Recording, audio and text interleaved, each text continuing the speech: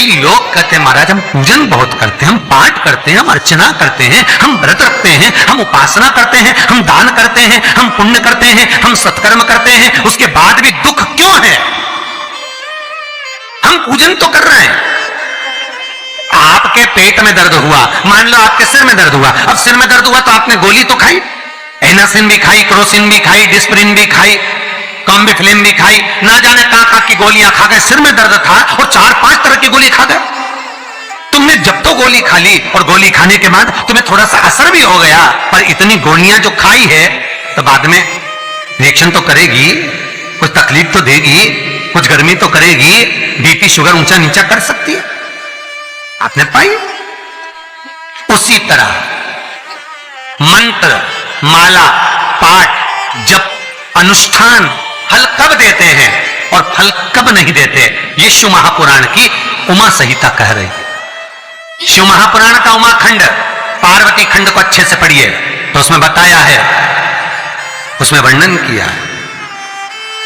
हम पाठ करने बैठे, इतनी बड़ी पोथी लेके लोग बैठ जाते हैं, पहले राम रक्षा स्तोत्र पढ़ लिए, फिर ये पढ़ लिए, गीता जी का अध्याय पढ़ लिया, ये पढ़ लिया, ये चालीसा, दुर्गा चालीसा, शिव चालीसा, तांडव, ये मंत्र जप लो, वो मंत्र जप लो, फिर कोई महाराज बता गया वो मंत्र जप लो, फिर कोई महाराज बता गया वो मंत्र जप लो, ये वाला देवता ला के अलमारी में रख लो। इतनी बड़ी पूजन की अलमारी, बस इतनी बड़ी, ज्यादा से ज्यादा होगी तो इतना बड़ा पूजन का घर, कमरा, उसमें इतना सारा देवता। रामेश्वर गई तो उनको ले आई, जगन्नाथ जी गई तो उनको ले आई, द्वारका गई तो उनको ले आई, वृंदावन गई तो उनको ले आई, महाकालेश्वर गई तो उनको ले आई, सारा देवी देवता वहीं बैठा, पितृदेव, ये देव, कुल देवी, शंख देव, घंटी देव, दिया देव, सब उसी में, गणेश जी, शंकर जी, हनुमान जी, राम जी, सब भरा पड़ा। और पूजन करने सुबह से आई, सुबह से इतनी सी शक्कर लाई कटोरी में, इतनी सी शक्कर कटोरी में, भगवान को नहला धुला के कटोरी धर दी। इतनी बड़ी अलमारी में सारा देवता ऐसा कसा कसाया बैठा है, सारा देवता। और तीर्थ करने फिर गई तो गणेश जी शंकर भगवान से बोले पिताजी फिर जा रही है। शंकर भगवान बोले बेटा खसक के बैठो, फिर पकड़ के लाएगी किसी को, खसक के बैठ, फिर लाएगी किसी, फिर ले आई, फिर रख दिया। पूजन करने आई, कलश रख दिया, मंदिर में ढुल गया, भगवान पूरा गीला हो गया।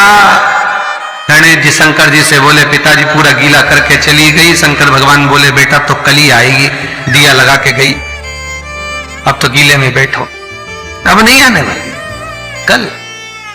बहुत ध्यान देना साहब, इस कथा को आपके ऊपर लेकर समझाया जा रहा है, क्योंकि शिव महापुराण की कथा कहती है कि आप जो मंत्र जप रहे हो, आप जो माला जप रहे हो, आप जो साधना कर रहे हो, आप जो पाठ कर रहे हो, वो आप पर असर कर रहा है कि नहीं कर रहा, वो आपको समझना है। राम रक्षा स्तोत्र का पाठ करो तो पहले हनुमान चालीसा पढ़ो, फिर राम रक्षा स्तोत्र करो।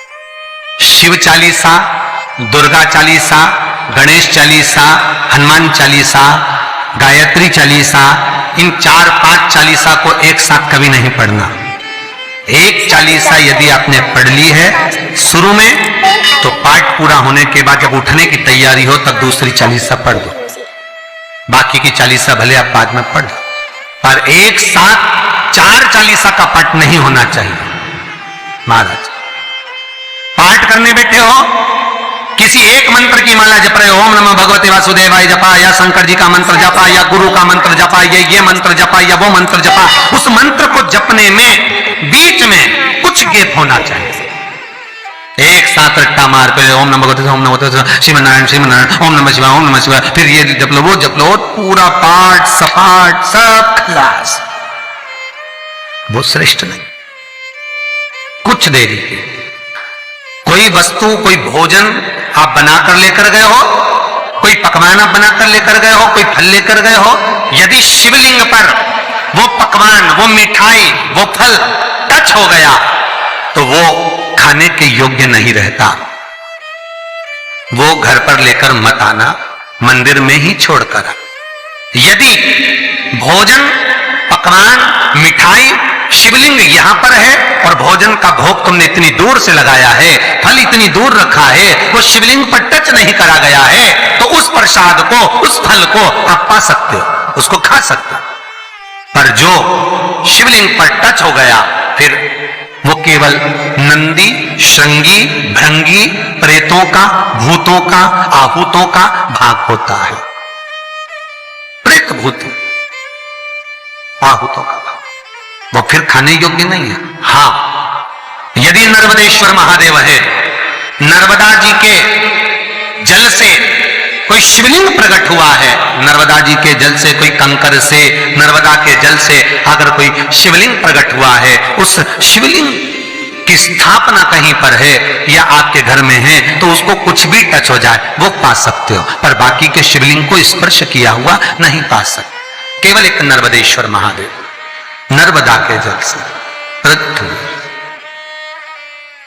कई लोग पूछते हैं ये सांप है कौन, ये सर्प है कौन, तो उसको बताओ ये भगवान शंकर के गले में जो एक सांप पड़ा हुआ है ये भगवान विष्णु है।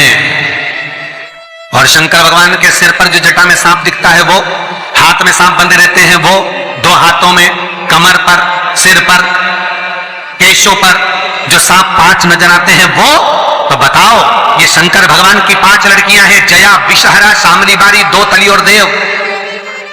ये 5 लड़कियां भगवान शंकर के इर्द गिर्द घूमती हैं, आस-पास भ्रमण करती हैं। सभी ये शिव की बेटियां भगवान शंकर के साथ भ्रमण करती हैं। 5 जया, विषहरा, शामली बारी, दो तली और देव, ये जो 5 पुत्रियां थी शंकर भगवान की, ये वासुकी को दी गई थी महाराज, क्योंकि ये सर्प की योनि में थी, इसलिए ये वासुकी नाग को प्रदान करी गई थी। वासुकी नाग कौन सा? जिसने मंथन कराया। वासुकी नाग कौन सा?